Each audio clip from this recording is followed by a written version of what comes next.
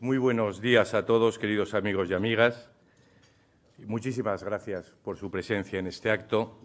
Muchísimas gracias a los organizadores y muchísimas gracias al patrocinador.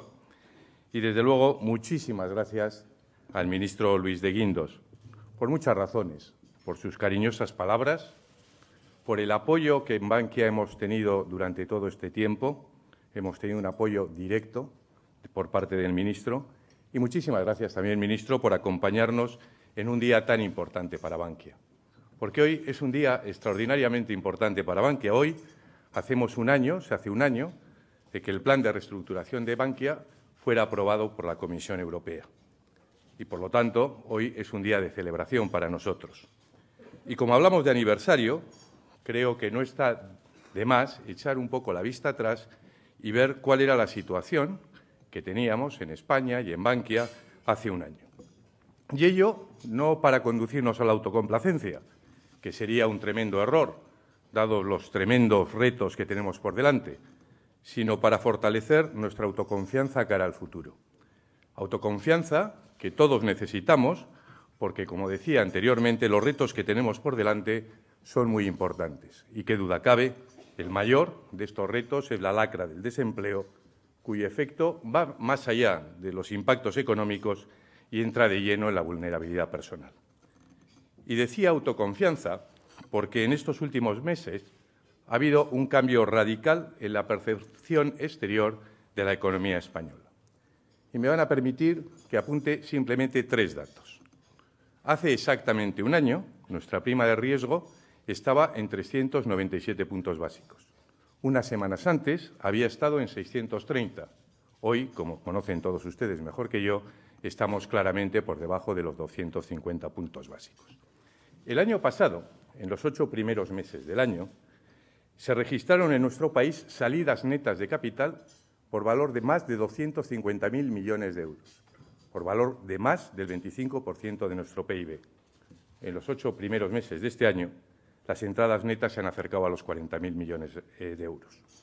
A estas alturas del año pasado, y con esto voy al tercer punto, la discusión que concentraba la gran discusión política y económica de este país estaba en torno al rescate.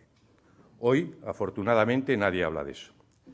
Y este cambio, por supuesto, obedece a muchísimos factores, pero a mí me suele gustar destacar uno, y es la evolución de nuestra balanza comercial, nuestra evolución de la balanza de cuenta corriente.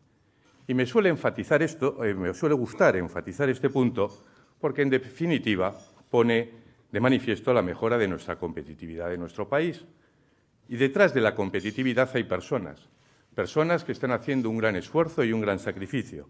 Todos los agentes sociales están haciendo un gran esfuerzo y un gran sacrificio para mejorar la competitividad de nuestro país. Pero a mí me suele gustar destacar dentro de estos agentes sociales a los empresarios españoles, que con gran esfuerzo y gran coraje cogen la maleta, salen fuera y empresas grandes y pequeñas están abriendo nuevos mercados. Y esto me parece muy reseñable. Y tengo que decir que a veces tengo la impresión de que este esfuerzo, este resultado, no se está valorando suficientemente, no se está reconociendo suficientemente. Y es en este contexto de necesario cambio que debemos constatar y contrastar también la realidad del sistema financiero español, que es un elemento fundamental para asegurar la financiación del crecimiento de la economía española, que es un elemento fundamental para que se pueda financiar la salida de la crisis de nuestra economía. Y también creo que es importante que veamos la gran evolución que en estos años se ha producido en el sistema financiero español. No les quiero llenar de números, pero sí me gustaría fijar algunas ideas.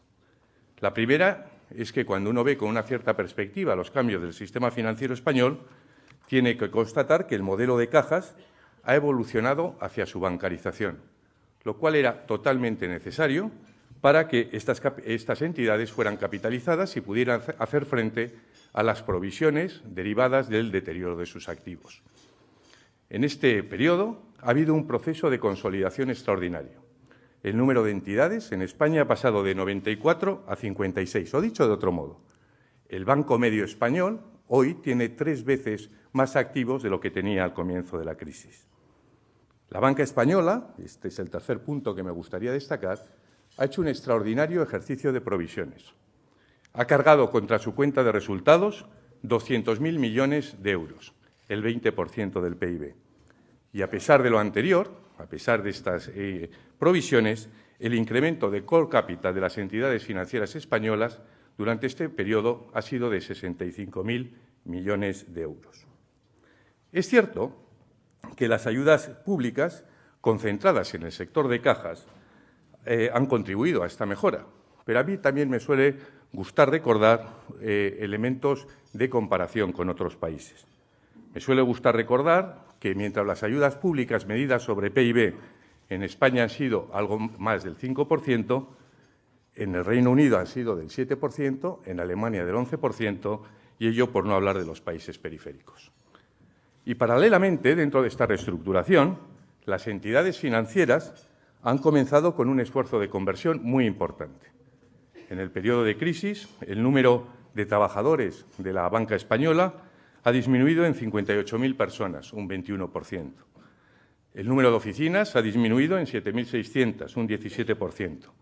Y, desde luego, este esfuerzo de reestructuración debe continuar. Este cambio, en general, del sistema financiero, que he intentado resumir con estos puntos, debe continuar, por supuesto que sí, pero honestamente pienso que lo que hemos hecho es más de lo que nos queda por hacer. Y esta es la razón por la que creo que las entidades españolas están bien preparadas para los estrés test que debemos afrontar el próximo año. Pues bien, a la hora de analizar toda esta evolución, hay una persona clave en su desarrollo, y esa persona es el ministro Luis de Guindos, que ha pilotado pues esta compleja ruta durante los 2 largos años que hemos pasado. Y es en este contexto de cambio del sistema financiero español en el que me gustaría compartir con todos ustedes pues la realidad de Bankia, los planes que hemos desarrollado, los resultados que estamos consiguiendo y nuestras aspiraciones, nuestros objetivos cara al futuro. Yo, como todos ustedes saben, fui nombrado presidente de BFA y de Bankia en mayo del año pasado, el 9 de mayo exactamente del año pasado. Y recordarán ustedes muy bien que BFA y Bankia estaban en una situación muy delicada entonces. En el muy corto plazo, nosotros teníamos 3 retos muy claros. En primer lugar, teníamos que conseguir unas cuentas auditadas de la entidad. En segundo lugar, responder al requerimiento que el Banco de España me hizo el mismo día de mi nombramiento para que presentara a la mayor brevedad un plan de capital y saneamiento. Y, finalmente, teníamos el tercer reto muy importante, el de cambiar el gobierno corporativo de la entidad. Permítanme que la descripción de nuestra actuación empiece por este punto, por el punto del gobierno corporativo, porque tengo para mí que un buen gobierno corporativo, no en las palabras, sino en las realidades, es clave para la sostenibilidad de un proyecto que aspira a ser excelente. Y si esto es así, en términos generales, lo es muchísimo más en una entidad de las características de Bankia. Por ello, el 25 de mayo del año 2012 se nombró en Bankia un nuevo consejo formado por personas de reconocido prestigio empresarial, con el objetivo de conseguir, pues eso, una gestión profesional y no politizada. Además, el nuevo consejo, en una de sus primeras decisiones, decidió cambiar la política de nombramientos de consejeros en nuestras subsidiarias y filiales. La consecuencia de esta política, del cambio de esta política, fue que redujimos en 800 el número de consejeros externos y que nos ahorramos 7 millones de euros anuales en dietas. Además del impacto cuantitativo, para nosotros, desde el punto de vista cualitativo, esto era muy importante, porque era un mensaje externo, pero sobre todo interno. Y es que entonces ya sabíamos que íbamos a emprender un plan de reestructuración muy exigente dentro de nuestra organización. Y, por lo tanto, para eso había que empezar por arriba, porque desde arriba debe venir el ejemplo. Y estos cambios en el gobierno corporativo que hicimos entonces los hemos continuado a lo largo de estos meses.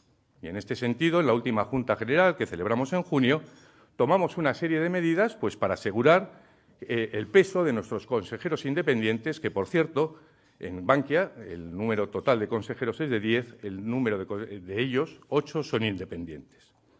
Entre las medidas que hemos tomado para fortalecer la figura de los consejeros independientes, probablemente la más conocida es el nombramiento de un coordinador cuyo objetivo realmente pues, es aglutinar el sentir de los consejeros independientes.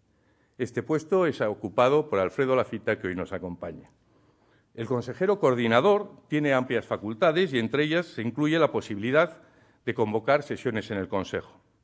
Y esto es muy importante porque asegura que hay un contrapeso a los consejeros ejecutivos. Asegura, en definitiva, el alineamiento del Consejo en la defensa de todos los accionistas. Y quiero subrayar la palabra todos, de los intereses de todos los accionistas.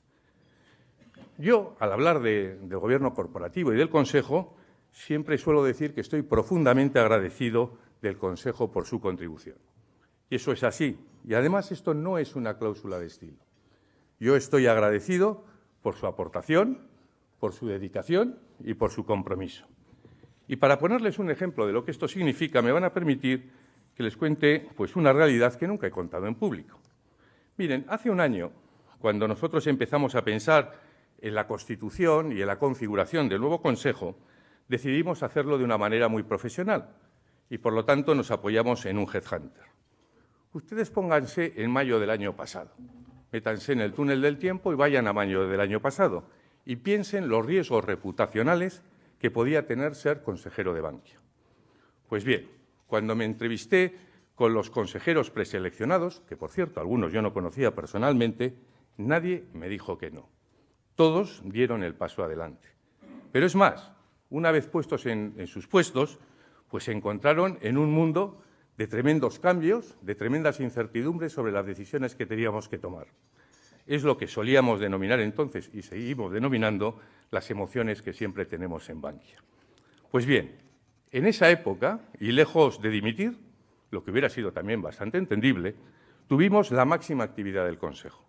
En esa época tuvimos más de 24 reuniones exactamente, tuvimos 24 reuniones del Consejo porque ciertamente la compleja situación que teníamos lo requería. Es por ello, por lo que comprenderán todos ustedes, que cada vez que hablo del Consejo me veo en la obligación moral de expresar mi máximo reconocimiento. Pero volvamos a los retos que tenía en el corto plazo. Además del Gobierno corporativo, como he dicho anteriormente, el siguiente era el plan de capitalización que me requería el Banco de España, que nos requería el Banco de España. Y aquí trabajamos muy intensamente con la inestimable ayuda del Banco de España, del Ministerio de Economía y de sus asesores Goldman Sachs. Y más allá de las technicalities, el tema fundamental a la hora de enfrentarnos al plan de capitalización era un tema de enfoque. Y llegamos a la conclusión que en ese enfoque debía tener una referencia fundamental y esa referencia tenía que ser el realismo. Teníamos que ser estrictamente realistas. Entendimos entonces que la mayor aportación que podíamos hacer al proyecto y a España era ser muy realistas en nuestros diagnósticos. Entendimos entonces que la falta de realismo, el estar por detrás de los acontecimientos y de los requerimientos del mercado, se había demostrado que a medio plazo no soluciona nada y, además, creaba una enorme desconfianza. Y ese error, dada la importancia de Bankia, nosotros no nos lo podíamos permitir. Es por ello que hicimos unos requerimientos de capital que posteriormente fueron refrendados, lo recuerdo, por los stress test y por el Banco Central Europeo. Dado eso, no les voy a aburrir con la actividad que tuvimos, la actividad frenética, aquellos tensos meses en los que se firmó el MOU, porque en definitiva todo eso nos condujo pues, a la buena noticia de que el plan de reestructuración que fue aprobado por la Comisión Europea para el periodo 2012-2017 pues se anunció, en definitiva, tal día como hoy, hace un año. Y para nosotros fue una cosa muy importante y lo celebramos de una manera extraordinaria. Y lo celebramos de una manera extraordinaria porque era el primer paso para sacar adelante nuestro proyecto. El plan de reestructuración, en definitiva, lo que conseguía es hacer de Bankia un banco solvente y bien capitalizado, lo cual, además, para nosotros entonces era extraordinariamente importante, porque como pasa el tiempo, pero entonces nuestra principal preocupación era el que teníamos que conferir seguridad a nuestros depositantes. Y el plan de reestructuración era el medio de dar seguridad a nuestros depositantes. Como consecuencia del plan, Bankia pasaba a ser una entidad solvente, bien capitalizada y bien provisionada.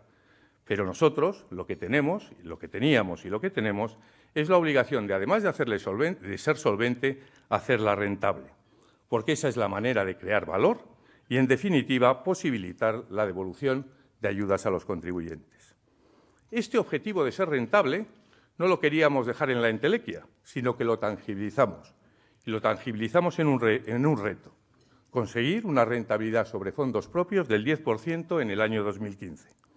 En base a él, definimos nuestro plan estratégico el mismo día que el comisario Almunia hablaba de la aprobación del plan de reestructuración. Definimos, anunciamos, compartimos con los medios un plan estratégico que va del año 2012 al año 2015. Este 10% no fue una elección arbitraria. Elegimos el 10% porque entendíamos y entendemos que será la rentabilidad de las entidades mejores bancarias españolas en el año 2015. Y queremos estar a la altura de las mejores entidades españolas en cuanto a rentabilidad en el año 2015. Era, y desde luego es, un objetivo ambicioso, pero ese es nuestro compromiso. Porque nosotros somos gente que cree que la generación de valor se basa en la implementación, porque solo la implementación transforma la realidad. Y para ello es necesario tener un plan muy claro que sea compartido por todo el equipo, con unos hitos perfectamente definidos que nos sirvan de contraste sobre si vamos o no por el buen camino. Y así lo hicimos para llegar a ese objetivo del 10% y definimos 4 grandes apartados en los que no me voy a detener por razones de tiempo. Solo me voy a referir a uno de ellos, porque realmente es el más complejo, ha sido el más complejo, el más penoso y, tengo que decir, el más doloroso. Y es el plan de reestructuración, que era clave para mejorar nuestra eficiencia. Miren ustedes, dentro del plan de reestructuración, la Comisión Europea nos dijo que en el año 2015 teníamos que pasar de las 3.100 oficinas que teníamos el año pasado a 2.000 oficinas. Y nos dijo que para el año 2015 teníamos que reducir desde los 20.500 empleados que entonces teníamos a los 14.500 que debíamos tener en el año 2015. Y la primera decisión ante ese hecho que tomamos fue no agotar los plazos que nos permitía la Comisión Europea. Llegamos a la conclusión que no se podía mantener a una organización en una situación de incertidumbre durante tanto tiempo. Llegamos a la conclusión de que teníamos que adelantar los plazos por el bien de las personas y por el bien del proyecto.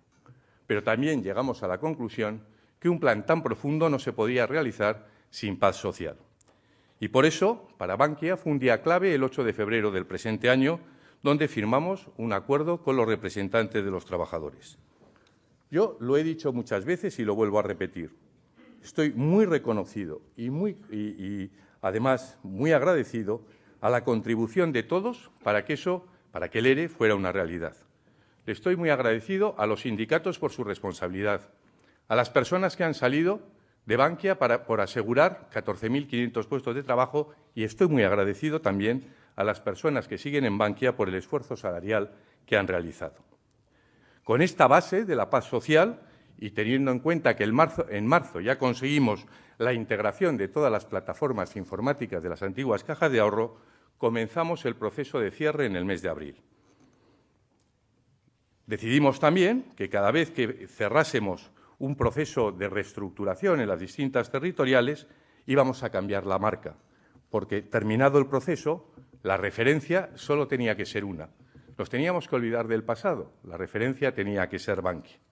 Y así, entonces, en este contexto, anunciamos nuestra intención de anticipar el plan que nos había impuesto la Comisión Europea, que, le recuerdo, era reducir personas y oficinas hasta el año 2015, decidimos y compartimos con el mercado que nuestra decisión era adelantar del año 2015 al primer trimestre del año 2014. Como se pueden imaginar, esto es una tarea de enorme complejidad, pero a medida que fuimos viendo los resultados positivos que estábamos teniendo en este plan de reestructuración, decidimos adelantar todavía más el plazo que nos habíamos puesto para culminar el cierre de las oficinas. Nuestra propia red, de hecho, nos instaba a adelantar y acelerar el proceso. Pues bien, hoy puedo decir con una tremenda satisfacción que la semana pasada, el 21 de noviembre, terminamos con el cierre de oficinas en Bankia. 9 meses después de lanzarlo, recuerdo que fue el mes de abril, y con 2 años de adelanto respecto al plan impuesto por la Comisión, hoy podemos decir que el plan está terminado. Creo que este hito es extraordinario, y lo digo desde la humildad, porque creo que no tiene parangón en el sistema financiero europeo, ni por su magnitud, ni por la celeridad del proceso, por la celeridad en el que el plan ha sido implantado. Y este plan de reestructuración, además de penoso, pero muy rápido y muy exitoso, nos ha traído 2 buenas noticias, 2 muy buenas noticias. En primer lugar, la fidelidad de nuestra base de clientela. Yo estoy profundamente agradecido a nuestros clientes por su confianza incluso en los momentos más difíciles. De hecho, cuando me reúno con clientes, y lo hago además muy a menudo, siempre comienzo con este agradecimiento. Y como en el caso de los miembros del Consejo, esto no es una mera cláusula de estilo, sino es un sentimiento muy implantado en todos nosotros. La segunda buena noticia es que cuando terminamos el plan de reestructuración en una determinada territorial y cambiamos la marca, y por lo tanto están fijadas las oficinas que van a continuar y fijados los equipos directivos que van a liderar el proceso, estamos teniendo una recuperación de actividad muy sobresaliente. Y esto es lógico, porque en definitiva, para nuestros equipos, comienza una etapa tremendamente ilusionante y en la que las incertidumbres quedan atrás. Y si esto es así desde el punto de vista del plan de reestructuración y las entregas que estamos haciendo desde el punto de vista de cierre y de reestructuración de nuestra entidad, por la parte del desarrollo estratégico referida por los resultados, pues también vamos bien respecto al camino marcado. Nosotros hemos presentado los resultados de 3 trimestres y estos resultados están en línea con el objetivo que nos habíamos marcado para el conjunto del año. En el conjunto del año habíamos dicho que el objetivo era que BFA consiguiera un beneficio de 800 millones de euros. En los 3 primeros trimestres nuestro beneficio ha ascendido a 648 millones de euros. Y lo que es tan importante, tenemos, porque para mí es fundamental, tenemos una notable capacidad de generar capital de forma orgánica. Y generar capital de forma orgánica, en definitiva, lo que nos asegura es, primero, que Bankia es un proyecto estabilizado y, segundo, que no necesitará más ayudas públicas, cosa que hace un año era puesto en duda por muchas personas. Y aunque esto es un poco demasiado técnico, como veo a mucha gente que está relacionada con el sistema financiero, sé que ellos van a valorar muy bien el hecho de que diga, en definitiva, que durante estos 9 meses nosotros hemos generado capital de forma orgánica por 150 puntos básicos. En definitiva, vamos por el buen camino, pero lógicamente nos queda mucho camino por andar. De hecho, en Bankia el pasado, presente y el futuro se confunde permanentemente, porque como dijo una vez uno de nuestros consejeros, y nosotros repetimos siempre, es que en Bankia va todo muy rápido. Y esta velocidad a veces no nos da tiempo a valorar lo que hemos hecho, porque estamos totalmente obsesionados y somos conscientes de que todavía nos quedan muchas cosas por hacer. Y este es nuestro foco actual. Y es por ello que quiero aprovechar esta tribuna para compartir con todos ustedes cuáles son nuestras aspiraciones cara al futuro. Y nuestra primera aspiración es muy simple. De la misma manera que en el año 2013 podíamos decir que ha sido el año de la reestructuración, queremos que el año 2014 sea el año de la normalización, aunque nos haga menos glamurosos y concitemos menos atención.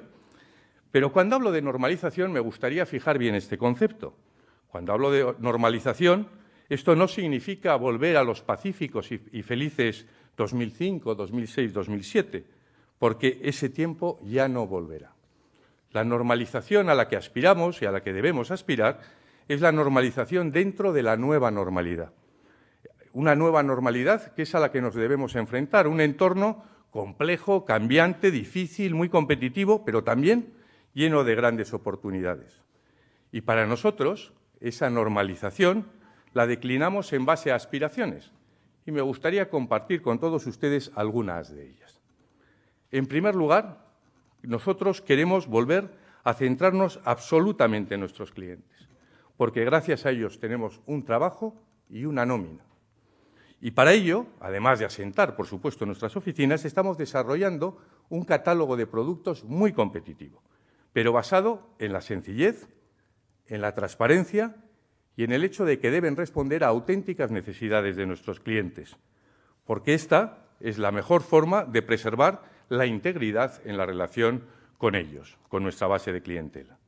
Y como ejemplo, queremos conseguir una radical simplificación de todos nuestros contratos y queremos que eso sea una realidad en el primer trimestre del año que viene, porque la cercanía a nuestros clientes debe ser nuestra máxima. En segundo lugar, y también con el objetivo de servir mejor a nuestros clientes, queremos innovar en nuestros canales de distribución. Debemos hacer de la necesidad este plan de reestructuración tan abrupto virtud, porque tras los esfuerzos que hemos hecho, tras la reducción de la red y la mejora de la eficiencia, debemos aspirar a no movernos por los caminos convencionales. Debemos innovar. Tenemos una enorme oportunidad de diferenciarnos de nuestra competencia, porque ellos, necesariamente, y a otros ritmos, probablemente, deben recorrer el camino de reestructuración en la línea de lo que nosotros hemos recorrido. Y ya hemos empezado a hacer pruebas con conceptos muy rupturistas, como pueden ser las oficinas ágiles, o invirtiendo en una tecnología, eso sí, muy práctica y muy pegada al terreno, para dar excelentes servicios de movilidad. Y esto nos gustaría que fuera una oferta real, consistente, coherente, global, para verano del año que viene. El año que viene aspiramos a tener no menos de 125 oficinas ágiles en nuestra red de distribución. Y, desde luego, tenemos un objetivo muy claro para el año 2014, y es la capacidad de incrementar nuestra facturación de crédito, de dar cuerda a la economía, como dice un eslogan de una campaña de publicidad. Pretendemos que el próximo año la facturación de crédito sea muy superior a la del ejercicio actual, que ya ha supuesto un punto de inflexión, porque me gustaría compartir con todos ustedes que, a pesar de la reducción del número de oficinas, nosotros hemos incrementado cuota de mercado en pymes y en consumo. Y es que el incremento de la facturación de crédito es la única forma de incrementar nuestros ingresos, lo que es condición absolutamente indispensable para ser rentables. Y, en definitiva, el conjunto de todas estas actuaciones lo que pretendemos es eso, conseguir nuestros objetivos de rentabilidad y de generación de capital, porque esta es la forma de crear valor, es la forma de que Bankia valga más y, en definitiva, lo que permitirá la devolución de ayudas al contribuyente y la rentabilización de la inversión de todos nuestros accionistas. Estas, en definitiva, son nuestras aspiraciones y estamos comprometidos en hacerlas realidad, pero lo hemos de hacer de nuevo desde el realismo más radical, siendo conscientes de las dificultades que tenemos por delante y del tremendo esfuerzo que esto nos va a requerir. Y aquí, desde la perspectiva que me da el llevar más de año y medio, quiero compartir con todos ustedes que para conseguir estos objetivos, en Bankia contamos con un equipo de personas extraordinario. Y esto tampoco es una cláusula de estilo. Miren, yo recuerdo que hace un año, tanto a Amalia, a Pepe Sevilla o a Antonio Ortega o a mí, la gente nos decía, bueno, pero solo 4, pero ¿cómo entre 4 personas vais a cambiar una organización tan grande? Y nosotros siempre respondíamos lo mismo. Nuestra obligación era aflorar el talento porque estábamos seguros que ese talento existía en nuestra organización. Estábamos convencidos de que eso era así. Eso hace un año y medio era una presunción.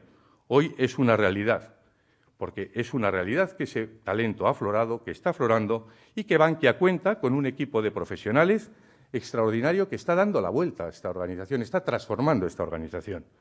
Y son ellos realmente la base de mi enorme confianza en el futuro de este proyecto.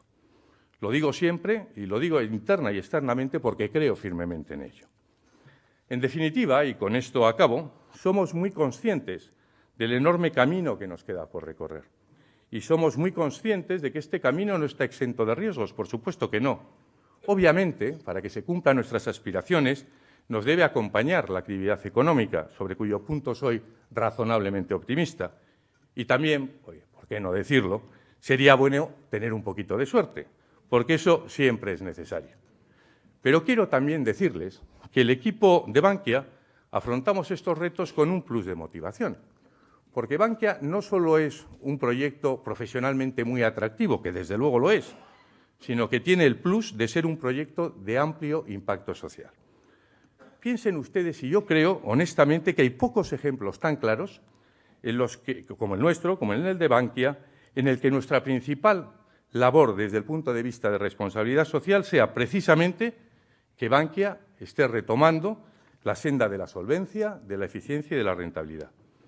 Porque con ello, en definitiva, ¿nosotros qué estamos pretendiendo? Nosotros estamos pretendiendo responder a la confianza de nuestros más de 7 millones de clientes que la han mantenido en nosotros incluso en los momentos más difíciles, como antes he comentado. Que estamos pretendiendo preservar 14.500 puestos de trabajo, devolver las ayudas a los contribuyentes y, en última instancia, y desde nuestra modestia, contribuir a la mejora de la imagen del sistema financiero español y, en definitiva, de la economía española. Muchísimas gracias por su atención.